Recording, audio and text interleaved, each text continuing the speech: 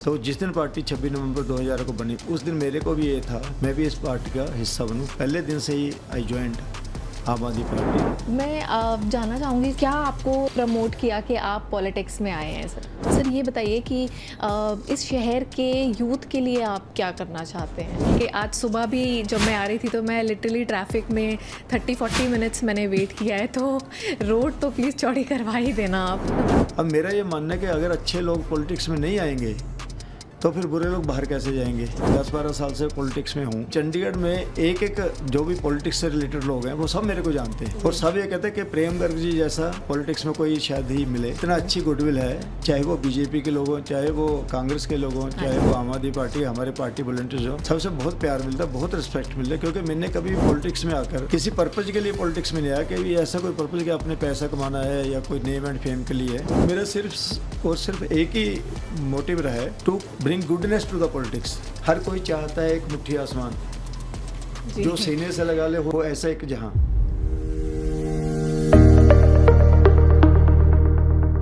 Mister Prem Garg, candidate for आम आदमी party, welcome sir.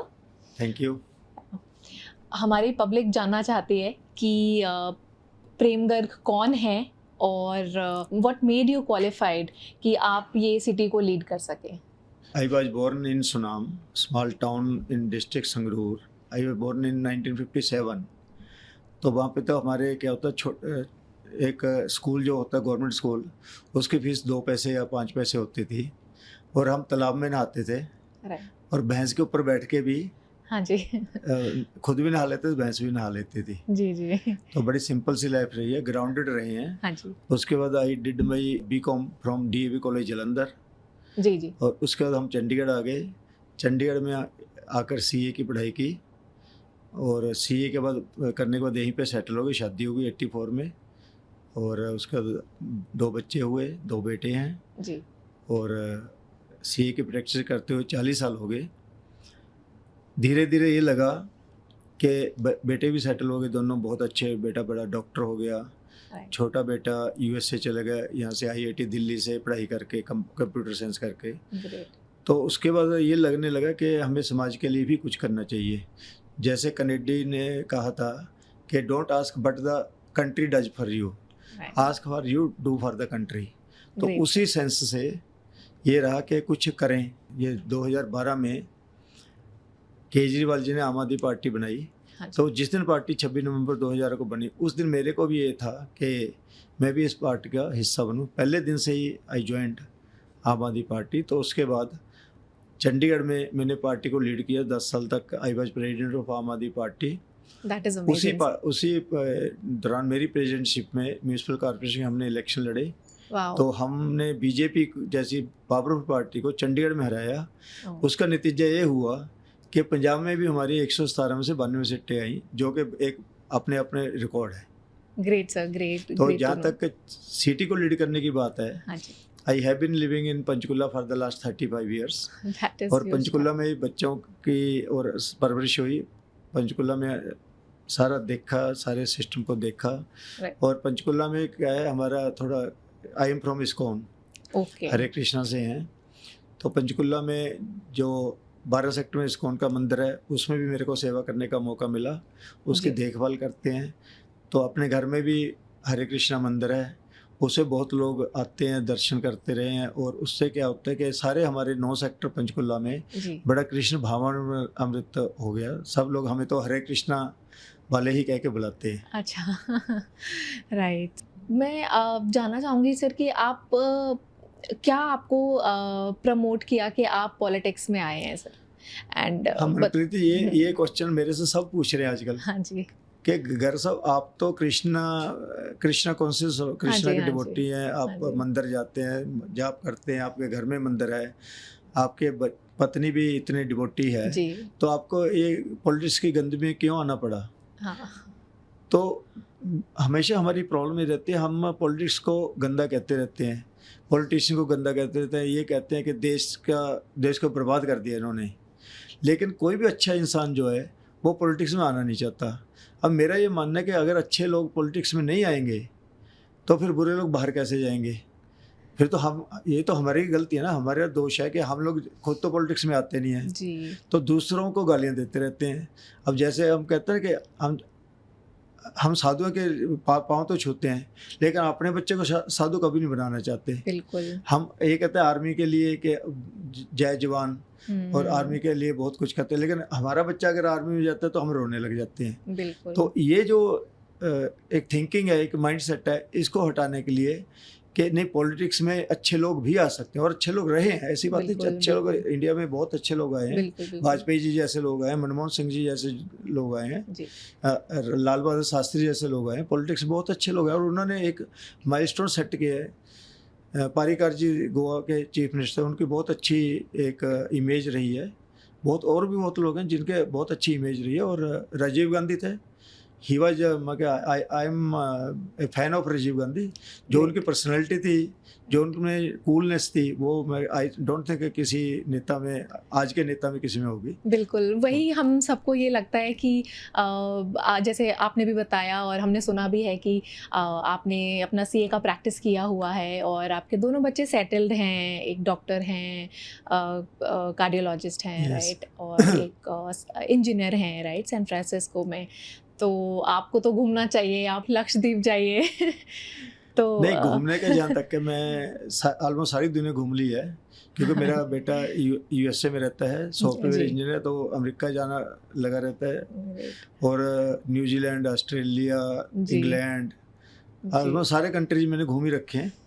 तो घूमने का तो कोई बहुत ज़्यादा शौक नहीं है। हाँ, जहाँ तक चिल वाली बात है, तो आप जिस काम में लग जाते हो उसी में आपके पैशन बन जाता है। जैसे मैं सीए प्रैक्टिस करता हूँ, तो मेरे को रात के 12-12 बजे तक, 1-1 बजे तक मैं जब बैलेंस शीट्स बनाता हूँ या कोई प्रोजेक्ट बनाता हूँ या कोई केस स्टडी करता हूँ, तो मेरे को कभी ये नहीं होता कि मेरे खाने की कोई चिंता है या सोने की चिंता है। मैं कई बार तो सुबह के 4-4 बजे तक कोई काम कर रहे होते हैं, तो मेरे को अकेले बैठे रहते तो ऑफिस में, सुबह के 4 बज जाते हैं, ये भी नहीं ध्यान रहता कि समय कब निकल गया। जी, same is with the politics. जब मैं पॉलिटिक्स में नहीं था, लेकिन अब पॉलिटिक्स में आया हूँ, मैं 10-12 साल से पॉलिटिक्स में हूँ, और चंडीगढ़ में एक जो भी पॉलिटिक्स से रिलेटेड लोग हैं वो सब मेरे को जानते हैं, और जी, सब ये कहते हैं कि प्रेम गर्ग जी जैसा पॉलिटिक्स में कोई शायद ही मिले। इतना बिल्कुल। अच्छी गुडविल है, जी, चाहे वो बीजेपी के लोग हों, चाहे वो कांग्रेस के लोग हों, हाँ चाहे जी। वो आम आदमी पार्टी, हमारे पार्टी वॉलंटियर्स हों, जी, सबसे बहुत प्यार मिलता है, बहुत रिस्पेक्ट मिलता है। क्योंकि मैंने कभी पॉलिटिक्स में आकर किसी पर्पज़ के लिए पॉलिटिक्स में नहीं आया कि भी ऐसा कोई पर्पज़ कि अपने पैसा कमाना है या कोई नेम एंड फेम के लिए है। मेरा सिर्फ और सिर्फ एक ही मोटिव रहा है, to bring goodness to the politics, great, कि पॉलिटिक्स में अच्छे इंसान आए, यस, गुड ह्यूमन बींग्स आए। उससे क्या होगा कि आपके पॉलिटिक्स की भी इज्जत बनती है। जी, जैसे मैंने पंचकुला में इलेक्शन लड़ रहा हूँ, जी, तो मैंने एक ही बात कही कि पंचकुला का इलेक्शन इतना डिसेंट इलेक्शन होगा कि सारे इंडिया में शायद ऐसा इलेक्शन हो। ना। मेरी तरफ से मैंने दोनों कैंडिडेट्स के लिए बोला कि मैं उनके लिए एक भी शब्द जो है, कोई जैसे अनपार्लियामेंट्री या कोई डिसरिस्पेक्टफुल कोई शब्द बोला नहीं, बिल्कुल भी बोलूँगा। जी, और it will neat and clean election. मेरा तो मेरे जो दोनों प्रतिद्वंदी हैं उनको भी आह्वान है। ज्ञानचंद जी हैं, मैं उनको बड़े भाई की तरह मानता हूँ। जी, चंद्रमोहन जी मेरे छोटे भाई की तरह हैं। अच्छा, जी, तो मैं ये चाहता हूँ कि बहुत अच्छे, एक अच्छे एटमॉस्फेयर में, एक बहुत अच्छे प्यार के साथ ये इलेक्शन हो, ताकि लोग याद रखें कि यहाँ 3 लोग लड़े थे, लेकिन तीनों ने बहुत अच्छे से इलेक्शन लड़ा किया, हाँ और जी, एक एग्जाम्पल सेट की। बिल्कुल, बिल्कुल। मुझे लगता है कि पंचकुला के लोगों को ज़्यादा शिकायतें तो नहीं हैं। आपको लगता है वो आपको वोट करेंगे? आपको अपनी लाइफ से कोई शिकायत नहीं ना है? शिकायत किसी को नहीं होती है। हम एक क्वेश्चन पूछते हैं, आप कैसे हैं? हाँ जी, क्या जवाब मिलता है? मैं अच्छा हूँ। चाहे अंदर जी, से बिल्कुल दुखी हो, नौकरी छूट गई हाँ, हो, हम घर में कोई यही डेथ हो गई हो, तब भी अगर कोई पूछे हाउ आर यू, हाँ आई जी, am well, thank I you. Am well, yeah, तो बेसिकली क्या होता है, 3 तरह के लोग होते हैं किसी भी सिटी में, किसी भी देश में। एक होते हैं अपर क्लास, जिसको हम अपर क्लास कहते हैं। उनके पास सारी सुख सुविधाएं होती हैं। पंचकुला में भी अपर क्लास है, जी, कोठी होती है, कार होती है, अच्छा बैंक बैलेंस होता है, ऑल फैसिलिटी। उनको कोई ज़रूरत नहीं होती किसी चीज़ की। उनके लिए कांग्रेस है, बीजेपी है, आम आदमी पार्टी है, तो उनको कोई फ़र्क नहीं पड़ता कि उनका कोई काम रुकता नहीं है। हाँ जी, उनके पास हर तरह के रिसोर्सेज होते हैं, हर तरह का काम हो जाता है उनका। तो इसलिए जो आप लोग कह रहे हैं वो उन लोगों के, उनको किसी चीज़ की ज़रूरत नहीं है, कोई शिकायत नहीं उनको। दूसरी आती है मिडिल क्लास। मिडिल क्लास की सबसे बड़ी समस्या क्या है कि उनको एक पर्टिकुलर स्टैंडर्ड मेंटेन करता है लोगों को दिखाने के लिए। उनके रिश्तेदार होते हैं, शादी बच्चों की करते हैं, तो उनको हर तरह से अपना एक स्टैंडर्ड मेंटेन करना होता है। जी जी लेकिन उनको किसी भी तरह की गवर्नमेंट से कोई हेल्प नहीं मिलती, कोई सब्सिडी नहीं मिलती, बिल्कुल कोई उनके बच्चों को एडमिशन के लिए कोई सिस्टम नहीं होता, कोई बिल्कुल। रिजर्वेशन नहीं होती उनकी। तो वो लोग जो है ना, जो मिडिल क्लास हम बोलते हैं, वो लोग पिछते रहते हैं, क्योंकि इनकम जो होते हैं उनके लिमिटेड होते हैं, चाहे वो एम्प्लॉइज हैं, चाहे वो छोटे दुकानदार हैं। लेकिन उनका खर्चा जो है, खर्चा डे बाई डे बढ़ता जाता है। तो हमारी मिडिल क्लास जो है वो बिल्कुल साइलेंट है, लेकिन सबसे ज़्यादा प्रॉब्लम मिडिल क्लास की होती है, क्योंकि ना तो वो किसी के आगे रो सकते हैं, ना किसी के आगे हाथ बिल्कुल। फैला सकते हैं, ना राइट सरकार के पास जा सकते हैं। जी अब घर के किचन का खर्चा भी बढ़ता जाता है, और सिलेंडर के रेट बढ़ गए, बिजली के रेट बढ़ गए, बच्चों की फीस। अच्छा, जो मिडिल क्लास का बच्चा होता है वो भी कहता है पापा मेरे को तो मोबाइल चाहिए, मेरे को कार चाहिए, मेरे बिल्कुल। मेरे देखो वो मेरे दोस्त वो तो कार में आता है, बिल्कुल मेरे को आप स्कूटर में लेके देते। हाँ जी वो उसके लिए क्या करता है, फिर वो अपने बच्चों की इच्छाएं पूरी करने के लिए या घर चलाने के लिए लोन लेता है। फिर लोन का इंटरेस्ट पड़ना शुरू हो जाता है, क्रेडिट कार्ड यूज करता है, क्रेडिट कार्ड का फिर ब्याज पड़ता है, तो वो उसी में पिसता रहता है। तो ये उनकी समस्या। थर्ड बिल्कुल जो कैटेगरी तो होता है जो गरीब तबका, बिल्कुल जैसे जो कॉलोनियों में रहते हैं, जी, गांव में जी। रहते हैं, जी उनकी इनकम नाम की तो कोई चीज़ होती नहीं। हम्म, जैसे समझ लो कॉलोनी में रहते हैं, उनको कॉन्ट्रैक्टर पे नौकरी करते हैं, कोई स्वीपर्स हैं, कोई और लेबर का, मैनुअल लेबर का काम करते हैं। उनकी इनकम कितनी होती है, 20,000 15,000, जी जी ज़्यादा ज़्यादा डीसी रेट मिल जाता है, हम्म, 25-30,000 होगी। काफी टफ है हाँ लेकिन जी। उनके पास ऐसा कुछ नहीं होता। आप अगर कभी किसी कॉलोनी में जाएं तो आप देखेंगे वो उनकी ज़िंदगी बहुत ही ज़्यादा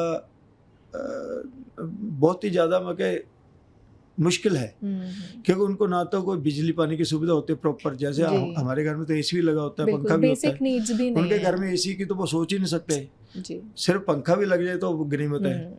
मैं आपको बताता हूँ, कॉलोनी में सीवरेज नहीं होता कभी भी, क्योंकि वो अनएथराइज्ड कॉलोनी के नाम पे गवर्नमेंट उनको सीवरेज नहीं डाल के देती। अब क्या होता है, टॉयलेट तो है ही, टॉयलेट का सीवरेज कहाँ जाएगा जब बाहर है नहीं, तो वो घर के नीचे ही सीवरेज पिट बना लेती है। अब जो भी घर का सीवरेज है वो उनके से बेडरूम के नीचे या उनके घर के नीचे ही है बिल्कुल। दरवाजे के नीचे ही बिल्कुल पिट होते हैं। अब आप सोच के देखो कि मेरे घर के नीचे ही मेरा सीवरेज का सारा टैंक है, और वो उसी में सूखता रहता है, और उसकी सिलन जो है दीवारों पे आ जाती है। ऐसी बारिश आती है, मैं अभी पीछे महीना पहले बहुत तेज़ बारिश आई थी संडे के दिन। जी, जी। तो उसमें क्या हुआ, राजीव कॉलोनी है वहाँ पे एक नाला बहता है। अब वो नाले में जब भी बारिश है तो उफान आ जाता है, फ्लडिंग हो गई। फ्लडिंग हो, सारे घरों में 3-3 फुट 4-4 फुट तक पानी चला गया। आप जस्ट इमेजिन करो कि आपके घर में 3 फुट पानी 3-4 घंटे तक चलता रहे, आपके पूरे गली में भी चलता रहे। अब छत की हाइट तो 8 फुट ही है ना, 9 फुट, उनकी हाइट तो बड़ी भी नहीं होती, क्यों झोपड़ी है। अब वो क्या करेगा, कहाँ जाएंगे, उसका सारा फर्नीचर खराब हो गया, सारे जो इलेक्ट्रॉनिक गैजेट्स हैं वो सारे खराब हो गए।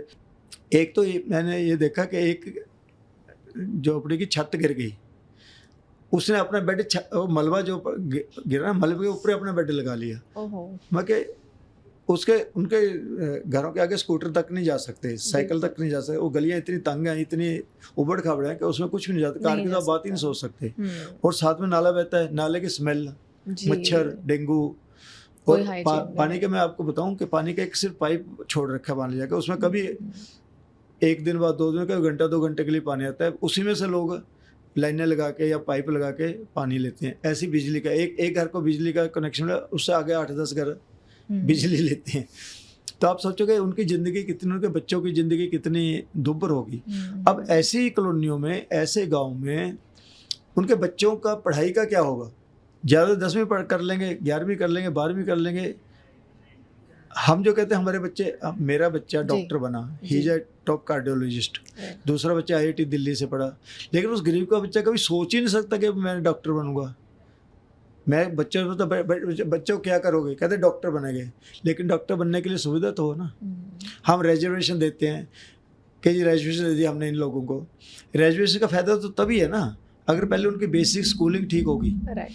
मैं ये कहता हूँ स्कूल से रिजर्वेशन हो, स्कूल में उन गरीब बच्चों को पढ़ाया जाए, अच्छे स्कूल की सुविधा हो। बिल्कुल। अगर टॉप स्कूल से आप जो चंडीगढ़ के टॉप स्कूल हैं, अगर उनमें एक गरीब का बच्चा पढ़ेगा, मेरा बच्चा पढ़ेगा, जी जी। तो उनमें कोई फर्क नहीं होगा। वो गरीब का बच्चा मेरे बच्चे से हो सकता है ज़्यादा आगे जाए, बिल्कुल। लेकिन अगर उसने वो गवर्नमेंट स्कूल में पढ़ना है जिसमें टीचर ही नहीं है, तो वो डॉक्टर कैसे बनेगा? आप सोच नहीं सकते। उसकी सोच ही इतनी रह जाती है, उसके पेरेंट्स की सोच भी इतना कि इसको कहीं ना कहीं नौकरी मिल जाए, कोई क्लर्क बन जाए, कोई किसी ऑफिस में नौकरी मिल जाए, चपरासी की नौकरी मिल जाए, जो ठेकेदार के थ्रू नौकरी हम कहते हैं। तो ठेकेदार भी उससे क्या कहता है, साल में 10-20 हज़ार रुपया नौकरी के नाम पे ले लेते हैं। बिल्कुल। उनके लिए गोल्ड मेडल क्या है, लॉटरी क्या है कि उनके बच्चे को डीसी रेट पे नौकरी मिल जाए। इससे ऊपर हम जो हमारे गरीब लोग हैं उनके ऊपर सोच ही ख़त्म कर दी सरकारों ने। उनको जो ये कहते हैं कि उनको गरीब रखने में ही सरकारें ये समझते हैं कि हमारा वोट बैंक है, हम इनको अगर इनको हमने ऊपर कर दे तो हमारे वोट कौन डाल लेगा। जी। कई पार्टियां तो कहते हैं ये जो कॉलोनी है हमारा वोट बैंक है। अब वो कॉलोनी वैसे सारे अनएथोराइज्ड हैं, 50 साल से अनएथोराइज्ड हैं, लेकिन हर बार वो वोट लेने जरूर आते हैं उन कॉलोनी में। जब वोट लेने आते हैं तब तो वो कहते हैं ये आपके अनएथोराइज्ड नहीं है, या तो उनको आप वोट भी ना लो। वोट तो ले लेते हैं, लेकिन वोट लेने के बाद फिर वो अनएथोराइज्ड के जी ये तो अनएथोराइज्ड, इसमें हम ना तो बिजली दे सकते, ना हम पानी दे सकते, ना हम सीवरेज दे सकते, क्योंकि हमारा रूल जी अलाउ नहीं करते। तो मैं ऐसे लोगों के लिए पॉलिटिक्स में हूँ, ऐसे सिस्टम के लिए पॉलिटिक्स में, कि हम सिस्टम को चेंज करें। जो ये थिंकिंग है लोगों की कि हमने सिर्फ पब्लिक को वोट बैंक की तरह यूज करना, वो सिस्टम को मैं ख़त्म करना चाहता हूँ। सारे इंसान बराबर हों, कम से कम इस सिस्टम में बराबर। ठीक है, अमीर गरीब होना एक बात है, लेकिन जो बेसिक फैसिलिटीज है इंसान की जी। जो 4 बेसिक फैसिलिटी, बिजली, पानी, शिक्षा और सुविधा, वो सबको अच्छी क्वालिटी की मिले और फ्री में मिले। क्योंकि गरीब आदमी एक बच्चे को पढ़ाना चाहता है, अब वो प्राइवेट स्कूल में भेजेगा, उसकी फीस प्राइवेट स्कूल की कितनी है, 10,000 रुपये महीना तो होती है, 5,000 रुपये, उसकी तो टोटल तनख्वाही 10,000 रुपये है। तो अपने बच्चे को कैसे पढ़ाएगा? तो जो लोग कहते हैं हम रेवड़ियाँ बांटते हैं, मैं कहता हूँ कि अगर कोई गरीब का बच्चा है, रिक्शा वाले का बच्चा है, कोई अगर वो बच्चा डॉक्टर बनना चाहता है तो उसके बच्चे की फीस कौन देगा? तो उसके लिए तो कोई ना कोई ऐसा सिस्टम दूँ ना मैं कि हाँ उसके बच्चे को मेरे बच्चे के साथ बैठने का हक हो, मेरे बच्चे के साथ बैठ के पढ़े, और उसके मन में हीन भावना भी ना आए कि मैं तो जी प्रेम करके बेटे के साथ बैठ के पढ़ रहा हूँ, तो मैं तो नहीं, ऐसा नहीं होना चाहिए। सब बच्चों को मैं गवर्नमेंट हाई स्कूल सुनाम में पढ़ा हूँ, जहाँ पे मेरे साथ हर तरह के बच्चे थे। बिल्कुल।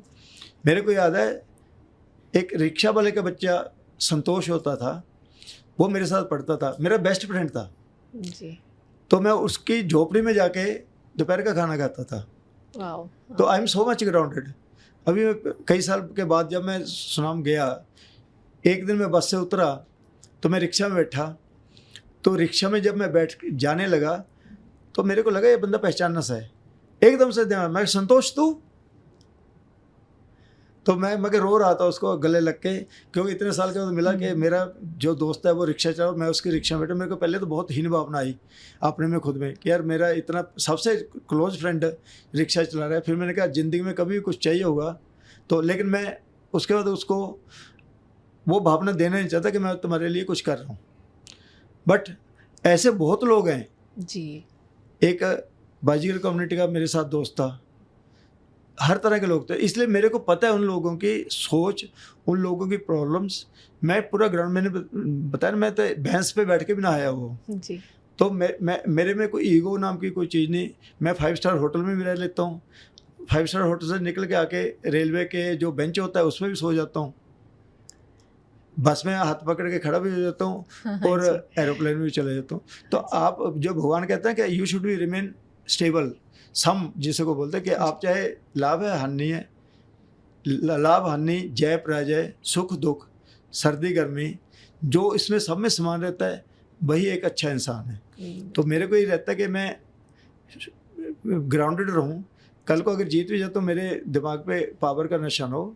अभी भगवान ने बहुत कुछ दिया, लेकिन छोटे छोटे जो ऑफिस में कोई पीएन भी है, कोई भी है, सबसे बहुत प्यार से बात करता हूँ। आज तक मैं हमेशा, मेरा रिकॉर्ड है, मेरे को कोई आज तक ये नहीं कह सकता कि मैंने कभी किसी को गाली दी होगी मेरी लाइफ, मेरे मुंह पे आज तक। आप सोचो कि पंजाब में मैं पंजाब से तो गाली, बाकी एक वो होता है तकिया कलाम जिसको हम बोलते हैं। बिल्कुल, आजकल तो स्लैंग की हाँ, तरह यूज करते हैं। हमारे माँ बहन की गाली बिल्कुल। देनी या साला कहना ये तो बहुत आम सी बात है। जी। आप मतलब हैरान हो गए कि मेरी अपनी ज़िंदगी में कोई ये कह ही नहीं सकता मैंने आज तक किसी को गाली दी होगी। Amazing sir. गलती से मुंह से नहीं निकलता।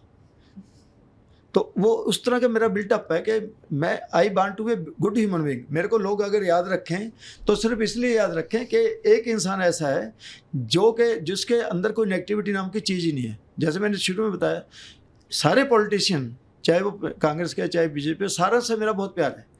हमारे चंडीगढ़ में संजय टंडन जी ने जैसे इलेक्शन लड़ा, हाँ जी। मैंने कभी उनके खिलाफ एक शब्द नहीं, जबकि हम आम आदमी पार्टी कांग्रेस को सपोर्ट करें, लेकिन संजय टंडन जी के लिए मेरा उतना ही प्यार था। मैं हमेशा जो भी हमारे सोशल मीडिया पर मैं लिखता, मेरे लिए दोनों कैंडिडेट जो हैं बिल्कुल इक्वल हैं। लेकिन हाँ, क्योंकि मेरी पार्टी कांग्रेस को सपोर्ट कर ली, इसलिए मैं मनीष तिवारी जी को सपोर्ट कर रहा हूँ। अदरवाइज संजय टंडन मेरा छोटा भाई है। जैसे मैंने बोला, चंद्रमोहन जी मेरे छोटे भाई हैं, ज्ञानचंद जी मेरे बड़े भाई हैं, उनके लिए मेरे मन में पूरी रिस्पेक्ट है।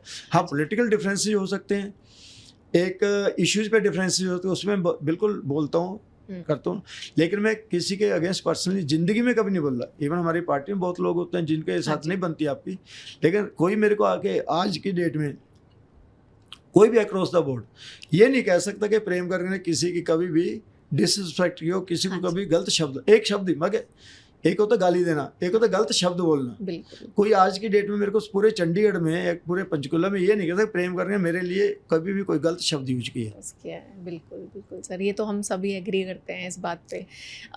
इसके साथ में सर ये बताइए कि इस शहर के यूथ के लिए आप क्या करना चाहते हैं? जैसे कि मैंने बताया, देखिए अभी ओलंपिक होकर हटे हैं, हमारी 140 करोड़ की पॉपुलेशन है, एक भी गोल्ड मेडल नहीं आया। एक ही गोल्ड मेडल आ रहा था, वो भी पॉलिटिकल उसके भेंट चढ़ गया बिल्कुल बेचारी लड़की का 100 ग्राम के चक्कर में। जी जी जी।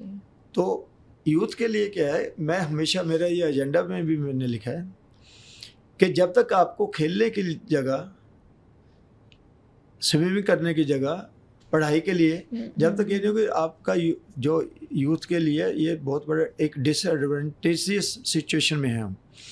आज जितना यूथ है, इंडिया का यूथ, आप भी हो, कोई भी है, कहाँ जाना चाहता है? अमेरिका, सब बाहर जाना, कनाडा, बिल्कुल, ऑस्ट्रेलिया, न्यूजीलैंड। हमारे मोदी जी कहते हैं कि मैंने देश को तीसरी इकोनॉमी बना दिया, थर्ड वर्ल्ड इकोनॉमी बना दिया। कोई अमेरिका का बच्चा, कोई इंग्लैंड का बच्चा, कोई ऑस्ट्रेलिया का बच्चा, कोई न्यूजीलैंड का बच्चा इंडिया में आना चाहता है? जो हमारे बच्चे बाहर चले गए उनमें से कोई बाहर वापस आना चाहता है? नहीं। इसका मतलब है कि इंडिया से वो कंट्रीज ज़्यादा अच्छे हैं। हमारे बच्चे जो हैं, हमारा यूथ जो है 25-25, 30-30 लाख रुपया देकर डंकी रूट के थ्रू, इलीगल मीन्स के थ्रू वहाँ पे जाता है। वहाँ पे किस लिए जाता है? पढ़ाई करने, नौकरियाँ करने। इसका मतलब यहाँ की पढ़ाई का स्टैंडर्ड बिल्कुल अच्छा नहीं हुआ, वहाँ की पढ़ाई का स्टैंडर्ड कितना अच्छा हुआ। अगर आप +2 करके या यहाँ से ग्रेजुएशन करके 25 लाख रुपये खर्च के वहाँ पे जाते हैं, तो वही 25 लाख रुपये खर्च के यहाँ भी तो पढ़ सकते थे, लेकिन यहाँ पे क्योंकि उनको पढ़ाई का स्टैंडर्ड ही नहीं है, यहाँ पे उनको एडमिशन ही नहीं मिलती बच्चे को। हमारे बच्चे MBBS करने के लिए यहाँ एडमिशन मिलती, कहाँ जाते हैं? रशिया, यूक्रेन, चाइना जी। तो हम यहाँ नहीं उनके लिए फैसिलिटी दे सकते। इतना करोड़ों रुपए खर्च के बाहर भी तो करते हैं, तो वही फैसिलिटी हम यहाँ पे दे सकते, लेकिन क्योंकि हमारे पास ना तो नीति है ना नीयत है। बिल्कुल, दैट इज प्रॉब्लम। अब मैं आपको एक चीज़ बताऊँ, पूरे पंचकुला डिस्ट्रिक्ट में मैं अब सारे गाँव घूम रहा हूँ, सारे गांव के बच्चे एक ही बात कहते हैं, सर अगर आप पावर में हमारे लिए प्लेग्राउंड बना देना। किसी भी गांव में, किसी सेक्टर में, अब मेरे को बताओ कोई प्लेग्राउंड है जहाँ पे बच्चे खेल सके? पूरे पंचकुला डिस्ट्रिक्ट में एक भी प्लेग्राउंड नहीं है। कहाँ खेलेंगे बच्चे? अब एक ताऊ देवीलाल स्टेडियम है, वो तो स्टेडियम है, उसमें टीम खेल लेंगी।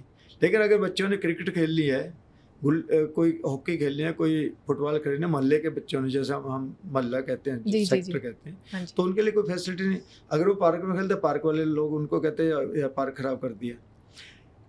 एक चीज़ बताइए, आज तक इंडिया को स्विमिंग पूल में कोई मेडल मिला है? कोई मेडल नहीं मिला, क्योंकि स्विमिंग पूल ही नहीं है। पूरे चंडीगढ़ पंचकुला में कितने स्विमिंग पूल हैं पब्लिक के लिए? जी, पूरे पंचकुला शायद जिमखाना क्लब में एक स्कूल स्विमिंग पूल होगा। हमने दिल्ली के सरकारी स्कूलों में, मेरे ख्याल 17 कम से कम सरकारी स्कूलों में वर्ल्ड क्लास स्विमिंग पूल बना दिए। अब हमारे बच्चे अगर तैरना चाहते हैं तो कहाँ तैरेंगे? अब तो टोबे भी नहीं रहे, वो नाले भी नहीं रहे। नहीं तो पहले चलो टोबे और नाली में नहा लेते नाले में, अब तो वो भी नहीं रहे। तो बच्चे नहाएंगे तो कहाँ, मगर कहाँ तैरेंगे? अगर तैरना नहीं सीखे तो हम स्विमिंग में जाएंगे कहाँ? बिल्कुल। तो मेरा ये एजेंडा है, एक स्पेसिफिक एजेंडा है यूथ के लिए। 3-4 चीज़ें मैं करूँ यूथ के लिए, अगर मेरे को भगवान मौका देते हैं कि हर सेक्टर में तो कम से कम 2 या 3 सेक्टर में एक प्लेग्राउंड का व्यवस्था हो। जी। पूरे शहर में कम से कम 2 या 3 स्विमिंग पूल अच्छे हों जो कि पब्लिक के लिए हो। एक मेडिकल कॉलेज हो कम से कम पंचकुला में, एक यूनिवर्सिटी हो पंचकुला में, ताकि वहाँ के यूथ के लिए कुछ हो सके।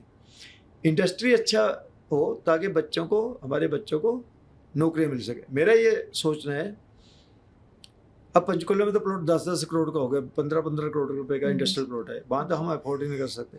लेकिन गांव में उतना ही प्लॉट जो है 20-30-50 लाख में मिल जाते हैं।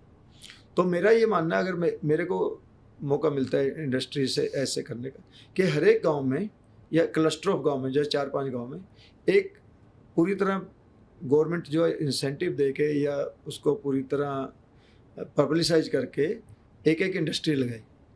अब जैसे एक इंडस्ट्री लगी, चाहे छोटे साइज की इंडस्ट्री लगे, उससे क्या 100-200 उस गांव के यूथ को, पड़ोसी गांव के यूथ को वो नौकरियां दे। बाहर से मत लाएं, बिल्कुल। उसी गांव के बच्चों को ट्रेनिंग दे, उसी गांव के बच्चों को वहाँ पे काम दे। एक फैक्ट्री लगने से सैकड़ों तो नौकरियां डायरेक्टली हो जाते हैं और कई 100 नौकरियां इनडायरेक्ट हो जाती हैं। जैसे ट्रांसपोर्टेशन भी होएगी वहाँ से मार्केटिंग के लोग भी जाएंगे, मार्केट में जाएंगे, और हर तरह की इनडायरेक्ट एम्प्लॉयमेंट क्रिएट होती है। जी जी। तो मेरा ये मानना है कि जो स्प्रेड ओवर हो, इंडस्ट्री का स्प्रेड ओवर, प्लॉट का गांव में सस्ता मिलता है, वहाँ पे लगाए। जो भाई 8-10 करोड़ रुपए उन्होंने पंचकुला में प्लॉट पे लगाना था, वो गांव में लगाएं, उसी 8-10 करोड़ से पूरी फैक्ट्री खड़ी हो जाए। बिल्कुल। तो इस तरह के मेरे इनिशिएटिव्स हैं जो कि मैं चाहता हूँ। उसमें कोई मेरे को है ना कि बीजेपी, कई लोग कहते हैं आपकी पार्टी जी पावर नहीं आएगी तो आपको बीजेपी तो काम नहीं करना। नहीं, मेरे को बीजेपी भी सपोर्ट करेगी और कांग्रेस भी सपोर्ट करेगी, क्योंकि मैं किसी भी तरह से कोई ऐसा काम नहीं करता कि जिससे मेरे को अपने लिए करना हो, कोई पब्लिसिटी लेनी हो कि ये आम आदमी पार्टी। मेरे को तो काम करना है, उस काम के लिए मेरे को कोई भी, चाहे कोई भी चीफ मिनिस्टर है, चाहे हमारी सरकार है, किसी और के, कोई भी मना नहीं करेगा। मेरे को ये पता है कि मेरी कन्विंसिंग पावर और मेरी जो सच्चाई है उसके आगे हर एक ही कोऑपरेट करेगा। बिल्कुल। एंड आपने जो इतना सब बताया, उसमें मुझे सर एक बात आपकी और बहुत अच्छी लगी कि आपने गेम्स की और स्पोर्ट्स की बात करी है। मुझे नहीं लगता कि अभी तक और किसी कैंडिडेट ने पंचकुला में इसके बारे में बात करी है, क्योंकि वो नीति और नीयत नहीं ना, कह भी देंगे लेकिन होगा नहीं। हाँ जी, हम कहेंगे तो होगा। बिल्कुल।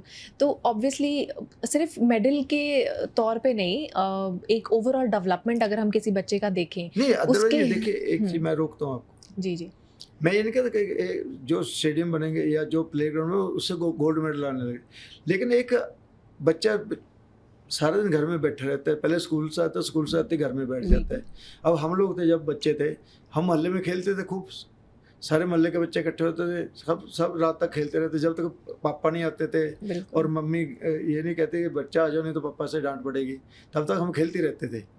तो हर एक बच्चे के मन में खेलने की इच्छा होती है, लेकिन आज के बच्चे जो हैं वो इतने एनग्रोस हो गए चीज़ों में कि या तो वो वीडियो खेलते रहते घर में बैठे, टीवी पे लगे रहते हैं, अपने होमवर्क में लगे रहते हैं। वो बाहर, मेरे को लगता है बाहर आके बच्चे गली में खेलते होंगे।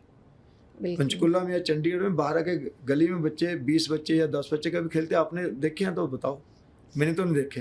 तो एक वो माइंडसेट जो है वो चेंज होता जा रहा है, मगर सेल्फ सेंटर्ड बच्चे होते जा रहे हैं। उससे क्या उनका सोशल जो है वो है नहीं। जब तक बच्चे आपस में खेलेंगे नहीं, लड़ेंगे नहीं, एक दूसरे की पिटाई नहीं करेंगे, एक दूसरे के साथ गुत्थम गुत्था नहीं होगे, तब तक वो प्यार आ ही नहीं सकता। जो हम लोगों के टाइम का प्यार है जी। मेरे को याद है, मेरा दोस्त था 1st-2nd क्लास में, तो उसका हम बिछड़ गए जैसे स्कूल के बाद, तो मैं बीकॉम कर ली, उसका सीए कर ली। एक बार क्या हुआ, मगर 15-20 साल के बाद मैं सुना, मैं अपने घर में लेटा हुआ था तो बाहर से आवाज़ आई प्रेम। मैंने उसी वक्त कहा हाँ शिव आ जा अंदर। मैं 20-25 साल का, उसकी आवाज़ से ही मैंने कहता शिव आया। तो मैंने कहा शिव आ जा।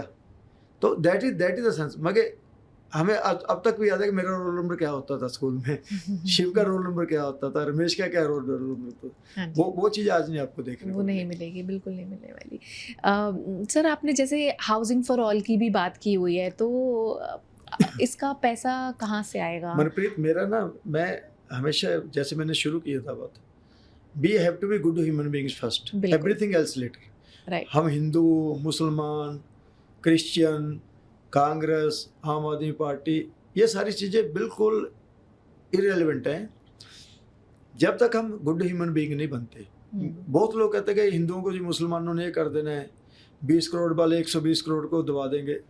ऐसा कुछ भी नहीं है। अगर आपकी क्वालिटी ऑफ पॉपुलेशन अच्छी है तो सब कुछ ठीक है। मैं आपको एक एग्जांपल देता हूँ। पारसी हमारे देश में सिर्फ 65,000 हैं। सारी दुनिया में पारसियों की संख्या कितनी है? 1,30,000। आपको पता है कि इंडिया का 70% बिजनेस जो है वो पारसी संभालते हैं। आप कोई टॉप की कंपनी का नाम लो, वो पारसियों की कंपनी, टाटा जी। गोदरेज, सब कंपनियां आज, अभी तो अंबानी और अडानी आ गए फिर भी, लेकिन इससे पहले क्या था, सारा बिजनेस इनके पास था। जो आपके कोविड की दवाई निकल थी वो भी पारसी था। इंडिगो जो एयरलाइन है वो भी पारसियों की है। नाना जी पालकी वाला थे, इंडिया के सबसे इंटेलिजेंट और वकील थे, वो भी जमशेद जी टाटा, जनरल मानिक शाह। जी। मगर हर एक फील्ड में सोली सराफ जी आजकल हाँ जी। जो भी टॉप के लोग हुए हैं वो उनमें पारसी हुए। तो 65,000 लोगों में से अगर वो सारे इंडिया का बिजनेस संभाल सकते हैं, इंडिया की टॉप पोजीशन पे आ सकते हैं, तो आप सोचो अगर हिंदू की क्वालिटी इतनी, हम, मेरा ये है कि हम हिंदुओं की, मैं ये नहीं कहता मुसलमानों की, हिंदुओं की, सारे हम लोगों की क्वालिटी इतनी अच्छी हो कि हम लड़ें। आप पारसी किससे लड़ते हैं? जैनी किससे लड़ते हैं? इतनी कितनी पॉपुलेशन है? 1%। सिखों की पॉपुलेशन कितनी है? 2%। सिखों से बढ़िया कौन सी हो सकती है?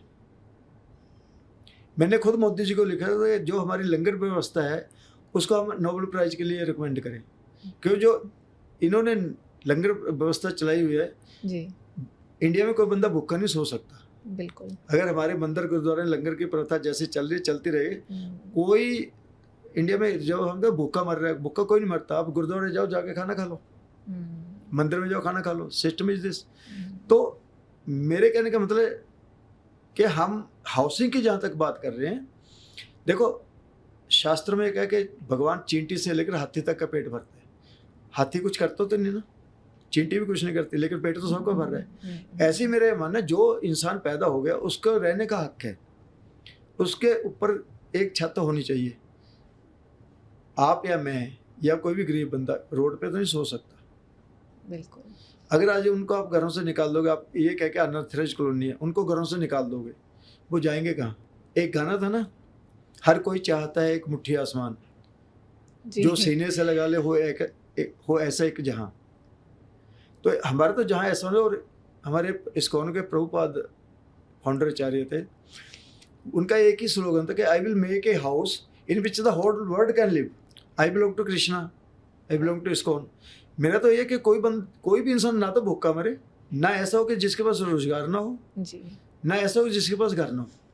इस धरती पे आपका एक घर तो होना ही चाहिए ना, चाहे वो 50 गज का है, चाहे वो 25 गज का है। एक घर तो हर एक को, it is his fundamental right. मैं तो ये चाहूँगा कि कॉन्स्टिट्यूशन ऑफ इंडिया में लिखा जाए कि हर इंसान के लिए घर होना एक फंडामेंटल राइट है। तो जब फंडामेंटल राइट है तो आपको एक घर तो मिलेगा, चाहे वो लाल डोरे के अंदर है, चाहे वो लाल डोरे के बाहर है।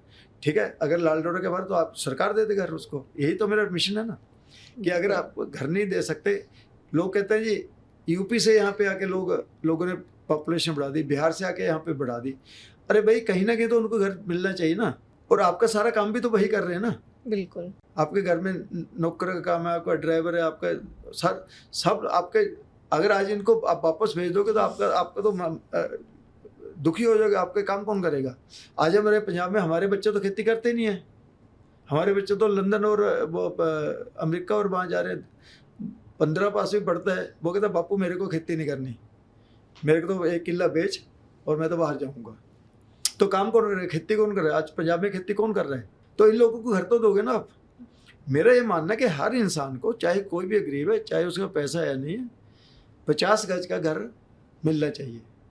इन कॉलोनियों में, जो भी कॉलोनी, जैसे चंडीगढ़ में हुआ है, ये कॉलोनी नंबर 4 थी, उसको हटाया और वो 4 मंजिला फ्लैट दे दिए। अब वो कम से कम उनके घर पे सर पे छत होगी ना।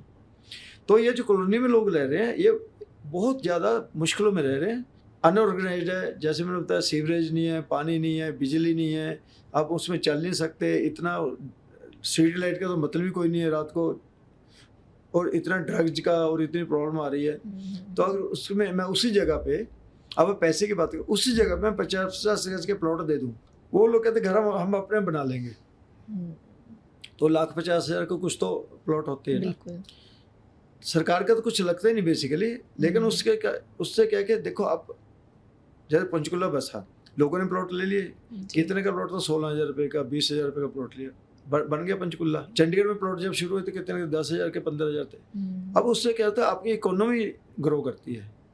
जब लोग वहाँ पे देखो कंस्ट्रक्शन होगी, चाहे 10,000 हाउसेज हम ऐसे बना देते हैं, तो 10,000 हाउसेज में कंस्ट्रक्शन में कितने लोग इन्वॉल्व होंगे, कितना एम्प्लॉयमेंट मिलेगी लोगों को, और उनके आप रोड भी अच्छी बनाओगे, उसमें चौड़ी रोड बनेगी उसमें तो, और उसमें आप पूरी तरह से स्ट्रीट लाइट्स भी लगाओगे, सीवरेज भी दोगे, घर बन गया। घर बनाया तो उसने, अगर 10-5 लाख रुपए लगा के घर बन गया इंसान का, तो क्या हर्ज है? प्राइम मिनिस्टर आवास योजना किस लिए? बैंक्स किस लिए हैं? थोड़े से इंटरेस्ट लेके आप लोन दे दोगे, और कुछ ना कुछ तो हर एक के पास पैसा अपना भी होता है। मेरे को सब लोग कहते घर हम जितने भी कॉलोनी में कहते सर आप 50 गज का प्लॉट दिलवा दो, और हो सकता है उस 50 गज के प्लॉट के लिए लाख रुपए दे दें, तो गवर्नमेंट को तो कुछ नहीं लगा ना। लेकिन एक अच्छी कॉलोनी बन गई, एक अच्छी शुरुआत हो गई। तो मेरा ये मानना है कि घर सबको मिलना चाहिए। हाँ, आप ये देख लो कि उनका एक बंदे के पास 4 घर ना हो, एक घर तो पे तो हक है। अगर मेरा घर कहीं नहीं है तो मेरा ही राइट है कि मैं सरकार को कहूँ मेरे को घर दो। बहुत ही अच्छी बात लगी आपने ये बोली। बाकी जैसे आपने बात करी कॉलोनी की, जो रास्ते हैं या किस तरीके से डेवलपमेंट है। देखो क्या होता है, मैं वैसे जनरली मैं नेगेटिव बात नहीं बोलता, हाँ जी, लेकिन जैसे नीति और नीयत कुछ भी नहीं होती सरकारों के पास। अब वहाँ पे एक आशियाना कम्प्लेक्सेज हैं पंचकुला में, कई 26 सेक्टर में है, 20 में है, 28 में है। तो अब उनको कम्प्लेक्सेज को बने हुए मेरे ख्याल 12 या 15 साल हो गए। अब सरकार को यही नहीं पता कि उनका पेंट कौन कराएगा। जो उसमें रह रहे हैं वो पेंट कराएंगे, जो एमसी है वो पेंट कराएगी, एडमिनिस्ट्रेशन पेंट कराएगी। जब आपको पता ही नहीं कि कौन करेगा तो पेंट कैसे होगा जी। अब आप वहाँ पे जाके देखो, खस्ता हालत हुई पड़ी है उनकी मेंटेनेंस। अब कौन कराएगा, किसी को पता ही नहीं है। वहाँ पे मुझसे कौन कराएगा कि जो एमएलए साहब आ गए तो वो कहते हैं हम आपका बजट पास कराएंगे। आज तक बजट ही नहीं पास हुआ। आपका घर आप 2 साल में 3 साल में पेंट कराते हो ना, तो उनका 15 साल में पेंट नहीं हो, 12 साल में पेंट नहीं हो, तो वो तो खंडर बनेगा ही। बिल्कुल श्रिंकिंग हो जाएगा, उसमें सिलन आ जाएगी धीरे धीरे टाइम के साथ। पाइप पुराने हो गए, पाइप फट जाएंगे, तो उसका गार्बेज नहीं उठता। मेरी जो प्रायोरिटी को इन चीज़ों पे होगी कि आशियाना के पेंट तो करवा देना, जो भी किसी भी हेड से लेके पैसे, कोई भी पॉलिसी बना के। हरियाणा सरकार, पंजाब सरकार सारे अनएथराइज्ड कॉलोनी को एथराइज कर रही है, तो इनको एथराइज करने में क्या प्रॉब्लम है? इनको एथराइज कर दो। और इनको खड़ग मंगोली है, इतनी बड़ी कॉलोनी है, उसमें एक अंदर जाने के लिए पक्का रास्ता भी नहीं है, कोई स्ट्रीट लाइट नहीं है। हजारों लोग वहाँ रह रहे हैं और रात को आपको लाइट ही नहीं है। 6 बजे के बाद क्या होता होगा आप सोच के देखो, किस लड़के की सिक्योरिटी है वहाँ पे। जब लाइट ही नहीं, अंधेरा है, तो क्या करोगे आप? स्ट्रीट लाइट इसलिए लगी कि अनएथराइज्ड है, रोड इसलिए बन गया अनएथराइज्ड है, लेकिन बोट में ले लूँगा उससे। रोड, जैसे आप बोल रहे हैं, रोड की बात से मुझे याद आया है कि आज सुबह भी जब मैं आ रही थी तो मैं लिटरली ट्रैफिक में 30-40 मिनट्स मैंने वेट किया है। तो रोड तो प्लीज़ चौड़ी करवा ही देना आप। जैसे रोड का है, देखिए समस्या क्या है, हर साल रोड की रीकारपेटिंग कर देते हैं जी, और हर साल वो उखड़ जाती है, लेकिन उसका हाइट है जो रोड की लेवल बढ़ता जाता है, और घरों की जो लेवल है वो तो नीचे रहेगा। तो अब सारा पानी जो है घरों में जाता है। बिल्कुल। कोई सोचता नहीं कि हर साल वो रीकारपेटिंग के करोड़ों रुपए का बजट खर्च देते हैं, लेकिन वो कभी आज तक रोड सही हुई नहीं पूरे पंचकुला में। कोई रोड ऐसी नहीं है जो कि कहते हाँ अभी 10 साल की गारंटी हुई है तो रोड ठीक होगी, क्योंकि सोच ही नहीं है। हमारा ये मानना है कि रोड जो जब भी होती है, मैं चंडीगढ़ में हमने बहुत ही कोशिश की है, एमसी मान भी गई है कि रोड को पहले जब भी आप रीकारपेट करते हो उसको स्क्रैच करो। स्क्रैच करके, जैसे अगर इस दीवार के ऊपर पेंट करना तो पहले आप रेगमार से थोड़ा रगड़ोगे ना, तभी उसका पेंट, नहीं तो पापड़ी उतर जाएगी। बिल्कुल। तो रोड को 1 इंच 2 इंच उसको स्क्रैच करके वही मटेरियल यूज करो। 70% वही मटेरियल यूज होता है, 30% अपने यहाँ डालो। हम्म, तो जब वो रोड बन जाए उसके ऊपर सीलिंग होनी चाहिए रोड के ऊपर। इनके टेंडर में तो होता होगा, लेकिन एक्चुअल में कभी मैंने नहीं देखी उसके ऊपर सीलिंग भी होती है। सीलिंग का मतलब क्या होता है, एक रिच बिटुमन की लेयर उसके ऊपर पड़े, थोड़ा 0 नंबर के, जिसको हम सैंड डस्ट कहते हैं, 0 नंबर की बजरी कहते हैं, उसका एक रिच बिटुमन की लेयर पड़े, ताकि जो पिन होल जो होते हैं वो उसमें से पानी जाने का रास्ता खत्म हो जाए। बिल्कुल। उससे क्या है, उसकी लाइफ जो है, रोड की लाइफ अपने आप बढ़ जाती है। उसके बाद भी क्या है, जब भी बारिश का सीजन खत्म होता है, सरकार को सिंपली इतना करना है कि वही बिटुमन की जो रिच लेयर है वो एक बार फेरे, उससे रोड साफ सुथरी भी होगी, सुंदर भी लगेगी। और क्या है कि ये जो खड्डे पड़ते हैं ना, ये खड्डे नहीं पड़ेंगे। दूसरा होता है वाटर लॉगिंग। अब क्योंकि इसके साथ बेसिकली जब रोड बनती है उसका स्टॉर्म लाइन होनी चाहिए, ताकि रेन वाटर जो है वो निकले। लेकिन इनकी जो रोड गली जो वो हमेशा बंदी रहती है। अभी क्या हुआ, पिछले लास्ट वीक की बात है, एक 3 साल की बच्ची, बारिश हुई ना, 3 साल की बच्ची मेन होल में गिर गई, 12 सेक्टर में गिरी और 20 सेक्टर में जाकर निकली। काफी डेंजरस। भाई दिस इज द सिचुएशन कि पानी इतना खड़ा हो जाता है कि उसमें बंदा मर जाता है। बच्चा 3 साल का मर गया। ये जो मैं नाले की बात कर रहा हूँ, उसमें जब भी बारिश आती है 1-2 बच्चा रुड़ जाता है उसमें, क्योंकि आपके पास कोई नीति और नीति है ही नहीं। सिर्फ ये कि ये नहीं होता कि सरकार के पास पैसे की कमी होती है। जैसे राजीव गांधी जी कहते थे ना कि 1 रुपया ऊपर से चलता है तो नीचे 15 पैसे यूज होते हैं, बाकी 85 पैसे बीच में हो जाते हैं। तो पैसे की प्रॉब्लम होती है, पैसे की यूटिलाइजेशन की प्रॉब्लम होती है। मैं बीइंग ए सीए, मेरे को ये पता है कि पैसे की यूटिलाइजेशन कैसे होनी चाहिए। बिल्कुल। अब सर आपने आप सीए हैं तो कुछ मनी मैनेजमेंट टिप्स आप व्यूअर्स के हाँ, लिए मैं बेसिकली क्या है, क्योंकि सीए भी हूँ और बनिया भी हूँ, जी। और हमारे बनियों में एक आदत होती है कि पैसा बचाने की, हमारे अफसरों की आदत होती है पैसा खर्च करने की। हमेशा क्या है कि जितनी आपकी कमाई है, ये मैं आपको बड़ा अपनी लाइफ के एक्सपीरियंस से बता रहा हूँ, चाहे आपकी कमाई 100 रुपये, चाहे आपकी 1 लाख है, चाहे आपकी 10 लाख है, आपको 25% कमाई जो है आपकी इनकम, वो आपको अपने पे खर्च करनी चाहिए। अपने पे आपका खाना पीना रहना, 25% तो उस पर खर्चनी चाहिए। 25% जो है इनकम आपको, आप जो भी प्रोफेशन में हो, जो भी बिजनेस में हो, उसके अंदर फ्लो बैक करनी चाहिए। जैसे मैं बिजनेस में हूँ तो मैं उसमें स्टॉक बढ़ाऊँगा, दुकान को अच्छा करूँगा, नई दुकान खरीदूँगा, तो 25% जो है अपने बिजनेस में ही फ्लो बैक करनी चाहिए।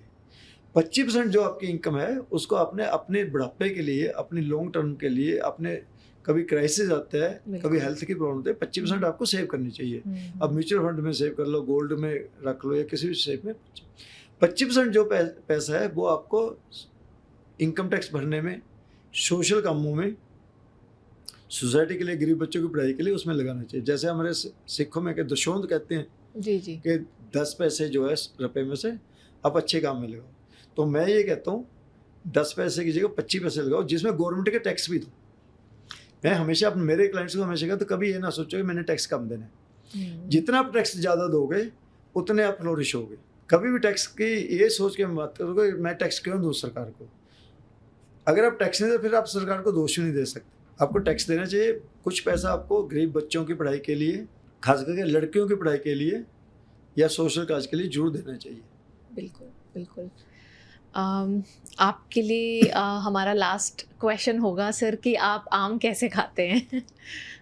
मैं तो यही चाहूँगा कि आम जो है हमारे भारत का हर एक इंसान को आम खाने को मिले, लेकिन आम जो है वो कहते हैं कि इतना महंगा हो गया, सोने से भी महंगा हो गया, तो वो कहते हैं कमाई अठन्नी और खर्चा रुपया।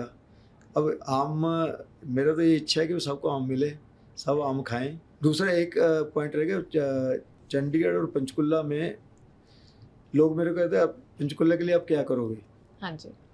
अब क्या है, पंचकुला में जो है सबसे बड़ी समस्या क्या है कि वहाँ पे ऐसा कुछ नहीं है, ना तो कोई टूरिस्ट प्लेस ऐसा है, ना कोई मॉल है, ना कोई यूनिवर्सिटी है, ना कोई मेडिकल कॉलेज है।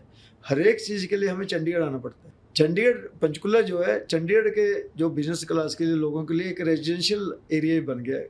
काम लोग चंडीगढ़ में करते हैं और रहते हैं पंचकुला में। आज तक कभी आपने सुना है कि चलो भी पंचकुला घूमने चलें? हमें कहते चलो एलेंटे घूमने चले, रोज गार्डन घूमने चले, लेक पे चले, लेकिन कभी किसी चंडीगढ़ वाले ने कहा चलो पंचकुला घूमने चले। क्योंकि पंचकुला में ऐसी कोई चीज़, ना तो कोई मॉल है जी, ना कोई टूरिस्ट प्लेस है। ले दे के एक मेरे को जो समझा, एक कैक्टस गार्डन है जो कि वेल मेंटेन्ड है, लेकिन उसको कभी पब्लिसाइज ही नहीं किया गया। लोगों को पता ही नहीं है कि भी कैक्टस गार्डन, आपको पता है कैक्टस गार्डन है कोई पंचकुला में? मुझे इतना नॉलेज नहीं है। हाँ जी, मगर इतना सुंदर गार्डन है वो कैक्टस गार्डन, लेकिन किसी को पता ही नहीं है। कोई ऐसी चीज़ें तो बने ना पंचकुला में भी, जो कि लोग आएंगे यार पंचकुला में ये चीज़ है, वहाँ पे देख रहे। अब जैसे सुखना लेक है, हाँ जी, सब सारी दुनिया तक सुखना, जो भी चंडीगढ़ आएगा रो गार्डन देखेगा, सुखना लेक देखेगा, एलेंटे मॉल में जाएगा। लेकिन पंचकुला में एक भी ऐसी चीज़ जहाँ पे मैं कहूँ कि मैं शाम को चिल आउट करता हूँ। तो मेरा ये सपना है कि पंचकुला में कोई अच्छा टूरिस्ट प्लेस बने, कोई अच्छा ऐसा बने कि हम पंचकुला वाले जो हैं ये सोचे कि पंचकुला में हम अपनी इवनिंग जो है अच्छे से बिता सकें। बिल्कुल।